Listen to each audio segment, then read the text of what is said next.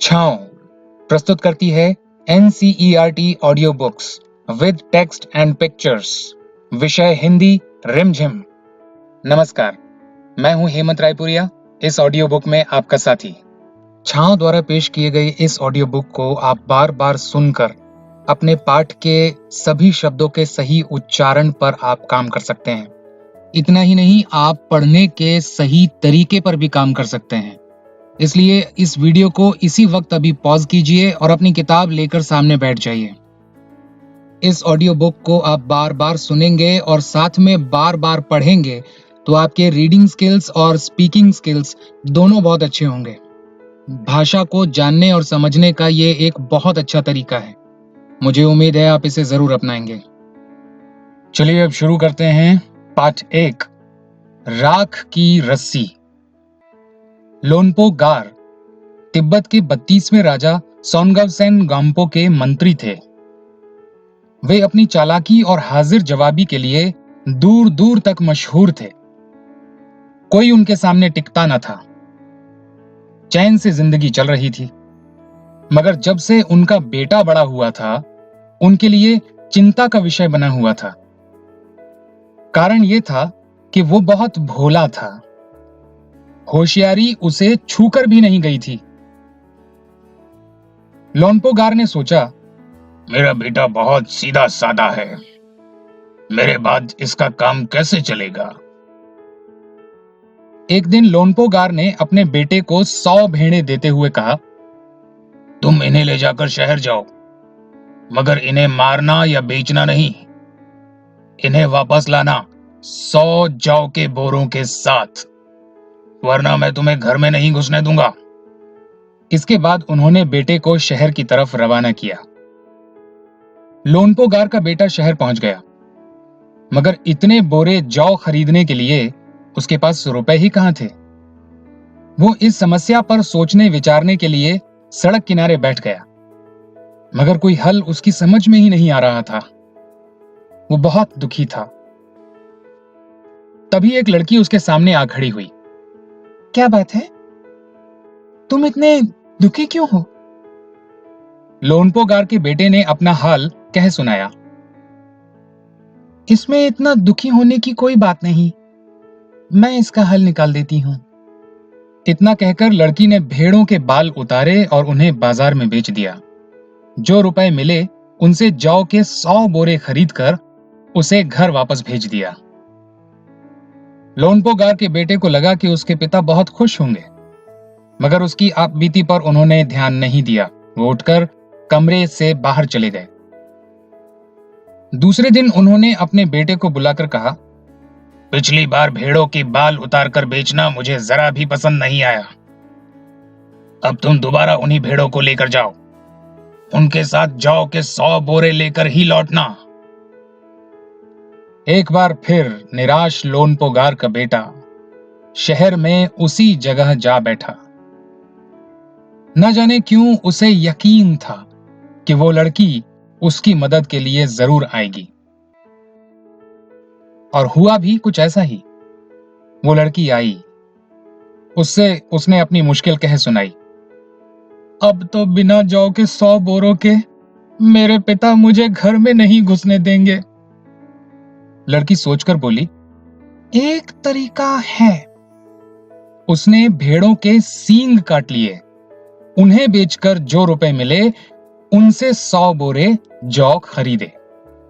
बोरे लोनपो गार के बेटे को सौंपकर लड़की ने उसे घर भेज दिया। भेड़ें और जौ के बोरे पिता के हवाले करते हुए लोनपो गार का बेटा खुश था। उसने विजयी भाव से सारी कहानी कह सुनाई। सुनकर लोनपो गार बोले, उस लड़की से कहो कि हमें 9 हाथ लंबी राख की रस्सी बनाकर दे। उनके बेटे ने लड़की के पास जाकर पिता का संदेश दोहरा दिया। लड़की ने एक शर्त रखी, मैं रस्सी बनाकर तो दूंगी, मगर तुम्हारे पिता को वो गले में पहननी होगी। लोनपो गार ने सोचा, ऐसी रस्सी बनाना ही असंभव है, इसलिए लड़की की शर्त मंजूर कर ली। अगले दिन लड़की ने 9 हाथ लंबी रस्सी ली, उसे पत्थर के सिल पर रखा और जला दिया। रस्सी जल गई, मगर रस्सी के आकार की राख बच गई। इसे वो सिल समेत लोनपोगार के पास ले गई और उसे पहनने के लिए कहा। लोनपोगार रस्सी देखकर चकित रह गए। वे जानते थे कि राख की रस्सी को गले में पहनना तो दूर, उठाना भी मुश्किल है। हाथ लगाते ही वो टूट जाएगी। लड़की की समझदारी के सामने उनकी अपनी चालाकी धरी रह गई। बिना वक्त गंवाए लोनपोगार ने अपने बेटे की शादी का प्रस्ताव लड़की के सामने रख दिया। धूमधाम से उन दोनों की शादी हो गई। मेरे प्यारे साथी, आपने देखा इस कहानी में कि सिर्फ भोलेपन से काम नहीं चलता, समझदारी भी होना बहुत जरूरी है। समझदारी इतनी कि वो रास्ते निकाल सके अपने सर्वाइवल के लिए। समझदारी इतनी कि किसी भी परेशानी का आप हल निकाल सकें, रास्ता निकाल सकें। इस कहानी में आपने यह भी देखा कि जब हमें कोई रास्ता नहीं सूझता, या जब हम किसी परेशानी में फंस जाते हैं, या जब कभी ऐसी सिचुएशन भी सामने आ जाती है कि हमें किसी की मदद की जरूरत पड़ती है, और अच्छे और समझदार इंसान की मदद हमें उस मुसीबत से बाहर निकाल सकती है। इसलिए हमें अच्छे और समझदार दोस्त बनाने चाहिए, साथी बनाने चाहिए। इसी पाठ में एक और लेख है, दुनिया की छत। किसी भी लोक कथा को समझने के लिए उस इलाके की जलवायु, रहन सहन, खान पान और संस्कृति को समझना उपयोगी होता है जिस इलाके में वो लोक कथा सुनाई जाती है। राख की रस्सी शीर्षक लोक कथा तिब्बत से संबंधित है, जिसे दुनिया की छत कहा जाता है, क्योंकि ये बहुत ऊंचे पठार पर स्थित है। पठार जमीन के ऐसे भाग को कहते हैं जो मैदान से ऊंचा और पहाड़ से नीचा होता है। तिब्बत के पठार पर खड़े हैं ऊंचे ऊंचे पहाड़ जो हिमालय का हिस्सा हैं। इन पहाड़ों की एक खासियत यह है कि ये कई रंग के हैं, भूरे, लाल, पीले, बैंगनी, गुलाबी, गेरुआ और हरे, ठीक वैसे ही जैसे छोटे बच्चे अपने चित्रों में मन चाहे रंग भर देते हैं। इन पथरीले पहाड़ों में तरह तरह की मिट्टी और खनिज पदार्थ हैं। सूरज की बढ़ती और घटती किरणों के पड़ने से वे पहाड़ अनोखे रंगों में चमक उठते हैं। तिब्बत की हवा में नमी बहुत कम है, इस वजह से यहां बरसात और बर्फबारी कम होती है। खुश्क मौसम में पेड़ पौधे बहुत नहीं होते। तिब्बत का पूर्वी भाग ही ऐसा है जहां घने जंगल पाए जाते हैं। उन जंगलों में पेड़ पौधों, पशु पक्षियों की दुर्लभ किस्में मिलती हैं। तिब्बत की मिट्टी कहीं रेतीली है, कहीं लाल पीली, तो कहीं काली। तिब्बत में लगभग 1500 झीलें हैं। ये झीलें बनती हैं पहाड़ों की बर्फ पिघलने से। इनमें मानसरोवर झील का बहुत नाम है। यहीं से सांगपो यानी ब्रह्मपुत्र नदी निकलती है। काफी ऊंचाई पर बसा होने के कारण तिब्बत बहुत ठंडा प्रदेश है। यहां की सर्दी का हाल मत पूछो। ऐसा लगता है जैसे किसी ने फ्रिज में डाल दिया हो और ऊपर से ठंडी हवा चल रही हो। इसलिए वहां के लोग हमेशा भारी भरकम गर्म कपड़े पहने रहते हैं। तिब्बती लोगों की घर बनाने की कारीगरी अनोखी है। यहां लकड़ी के बने हुए बहुमंजिला घर हैं। लोग अब पत्थर, मिट्टी और सीमेंट के घर भी बनाने लगे हैं। खिड़कियां भी अधिक बनाई जाती हैं ताकि सूर्य की ढेर सारी रोशनी घर के अंदर जा सके। भूकंप से बचाव के लिए दीवारें अंदर की ओर थोड़ा झुकी होती हैं। तिब्बत का सबसे बड़ा शहर है ल्हासा। 3650 मीटर की ऊंचाई पर स्थित होने के कारण यह दुनिया का सबसे ऊंचा शहर माना जाता है। कपड़ों तथा खाने पीने के लिए यहां बाजार बहुत प्रसिद्ध हैं। ल्हासा को तिब्बतियों का दिल माना जाता है। मेरे प्यारे नन्हे साथी, मैं हेमंत रायपुरिया आपका साथ निभाऊंगा 12वीं क्लास तक, लगातार इन्हीं ऑडियो बुक्स के माध्यम से। ये ऑडियो बुक्स पेश कर रही है छांव संस्था। छांव सन 2002 से शिक्षा और जागरूकता पर काम कर रही है। आपके बेहतर भविष्य के लिए, देश के बेहतर भविष्य के लिए छांव सदा कामना करती है। आपका प्यार सदा बना रहे। अब चलते हैं अगले पाठ की ओर। पाठ 2, फसलों का त्योहार। सारा दिन बोरसी के आगे बैठकर हाथ तापते हुए गुजर जाता है। कहां तो खिचड़ी के समय धूप में गर्माहट की शुरुआत होनी चाहिए और यहां हम सूरज के इंतजार में आस लगाए बैठे हुए हैं। पूरे 10 दिन हो गए, सूरज लापता है। आज सुबह तो रजाई से निकलने की हिम्मत नहीं हो रही थी। बाहर देखने से तो समय का अंदाजा बिल्कुल नहीं हो रहा, लेकिन घर में हो रही चहल पहल अब पता चल रही है। रह रहकर कानों में कभी चापाकल के चलने और पानी के गिरने की आवाज, तो कभी किसी के हाथ लगाने की आवाज आ रही थी। जा भाग के देख, केरा के पत्ता आयल के ना, आज ई लोग के उठे के नहीं खे का, बोल जल्दी तैयार हो खस। अब तो उठने में ही भलाई है। नहा धोकर हम सभी एक कमरे में इकट्ठा हुए। दादा और चाचा ने क्या सफेद चकाचक माण लगी धोती और कुर्ता पहना हुआ है। खिचड़े में ऐसन ठाड़ हम पहले कब्बो ना देखनी, सारा देह कनकना देता, पापा ने कहा। शायद आज धोती में उन्हें ठंड कुछ ज्यादा लग रही थी। सामने मचिया पर खादी की सफेद साड़ी पहने हुए दादी बैठी थी।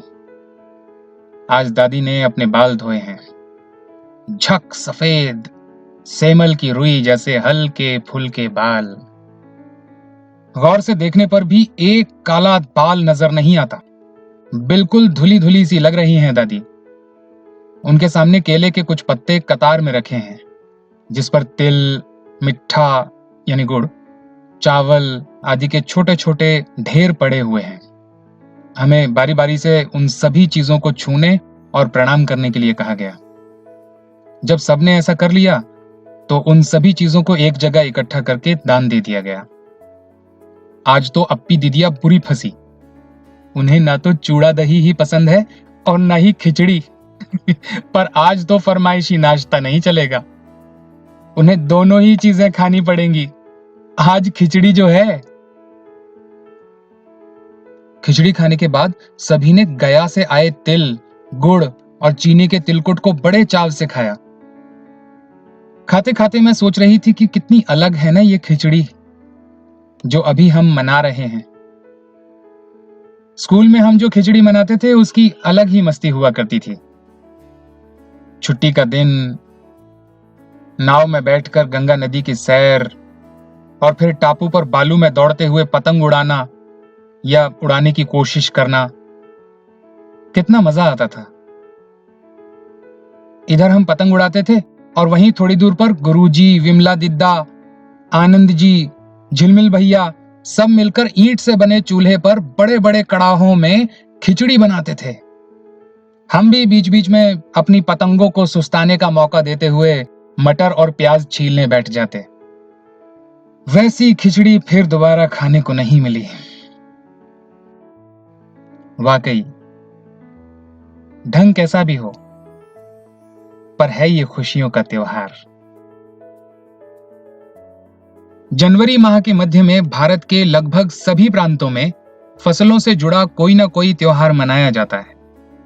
कोई फसलों के तैयार हो जाने पर खुशी बांटता है, तो कुछ लोग इस उम्मीद में खुश होते हैं कि अब पाला कम होगा, सूरज की गर्मी बढ़ने से खेतों में खड़ी फसल तेजी से बढ़ेगी। सभी प्रांतों और इलाकों का अपना रंग और अपना ढंग नजर आता है। इस दिन सब लोग अच्छी पैदावार की उम्मीद और फसलों के घर में आने की खुशी का इजहार करते हैं। उत्तर प्रदेश, बिहार, मध्य प्रदेश में मकर संक्रांति या तिल संक्रांति, असम में बिहू, केरल में ओणम, तमिलनाडु में पोंगल, पंजाब में लोहड़ी, झारखंड में सरहुल, गुजरात में पतंग का पर्व।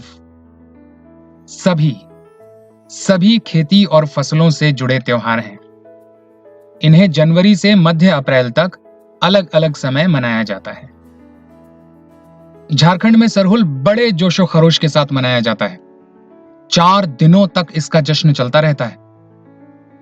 अलग अलग जनजातियां इसे अलग अलग समय में मनाती हैं। संथाल लोग फरवरी मार्च में, तो ओराम लोग इसे मार्च अप्रैल में मनाते हैं। आदिवासी आमतौर पर प्रकृति की पूजा करते हैं। सरहुल के दिन विशेष रूप से साल के पेड़ की पूजा की जाती है। यही समय है जब साल के पेड़ों में फूल आने लगते हैं और मौसम बहुत ही खुशनुमा हो जाता है। स्त्री पुरुष दोनों ही ढोल मंजीरे लेकर रात भर नाचते गाते हैं। चारों ओर फैली हुई छोटी छोटी घाटियां, लंबे लंबे साल के वृक्षों का जंगल और वहीं आसपास बसे छोटे छोटे गांव, लिपे पुते करीने से बुहारे और सजाए गए अपने घरों के सामने लोग एक पंक्ति में कमर में बाहें डालकर नृत्य करते हैं। अगले दिन वो नृत्य करते हुए घर घर जाते हैं और फूलों के पौधे लगाते हैं। घर घर से चंदा मांगने की भी प्रथा है। पर चंदे में मालूम है क्या मांगते हैं? मुर्गा, चावल और मिश्री। फिर चलता है खाने पीने और खेलों का दौर। तीसरे दिन जाकर पूजा होती है, जिसके बाद लोग अपने कानों में सरई का फूल पहनते हैं। इसी दिन से वसंत ऋतु की शुरुआत मानी जाती है। धान की भी पूजा होती है। पूजा किया हुआ आशीर्वादी धान अगली फसल में बोया जाता है। तमिलनाडु में मकर संक्रांति या फसलों से जुड़ा त्योहार पोंगल के रूप में मनाया जाता है। इस दिन खरीफ की फसलें, चावल, अरहर आदि कटकर घरों में पहुंचती हैं। लोग नए धान कूटकर चावल निकालते हैं। हर घर में मिट्टी का नया मटका लगाया जाता है, जिसमें नए चावल, दूध और गुड़ डालकर उसे पकाने के लिए धूप में रख देते हैं। हल्दी शुभ मानी जाती है, इसलिए साबुत हल्दी को मटके के मुंह के चारों ओर बांध देते हैं। यह मटका दिन में 10:30-12 बजे तक धूप में रखा जाता है।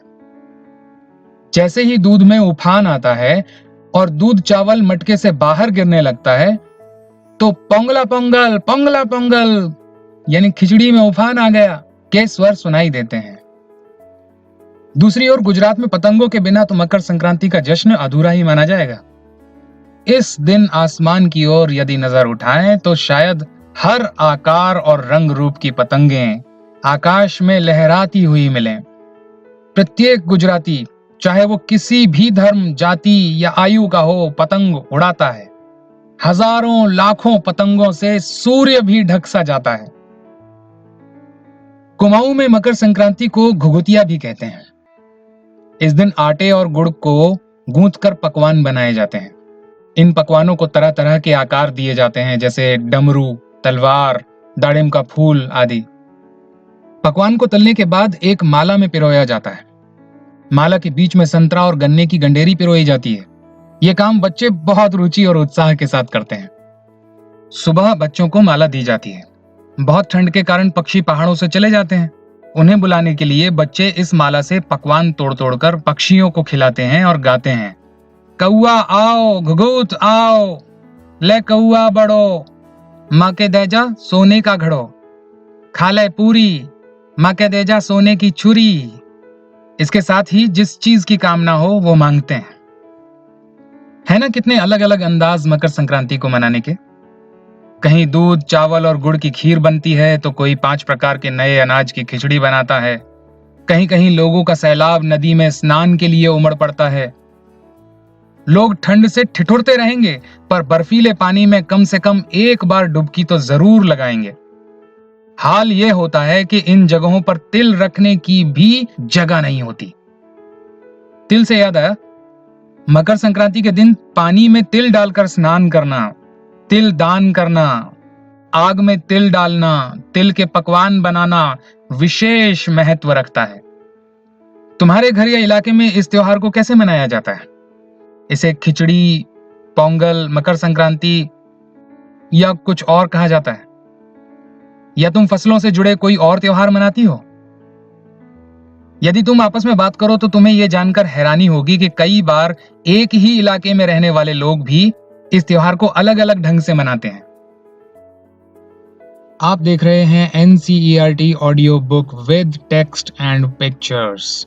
अगर आपको हमारा ये वीडियो पसंद आया है तो इसे प्लीज़, प्लीज़, प्लीज़ लाइक कीजिए, कमेंट कीजिए, सब्सक्राइब कीजिए और हाँ, वहाँ घंटी का बटन ज़रूर दबा दीजिए ताकि आपको हमारे हर अगले वीडियो की जानकारी तुरंत मिल जाए। आगे के चैप्टर्स के लिए इस वीडियो के किनारे पर जो लिंक दिया गया है उसे क्लिक कीजिए और आगे के चैप्टर्स देखिए। मैं हेमंत रायपुरिया आपका साथी मिलता हूँ अगले वीडियो में। Bye bye.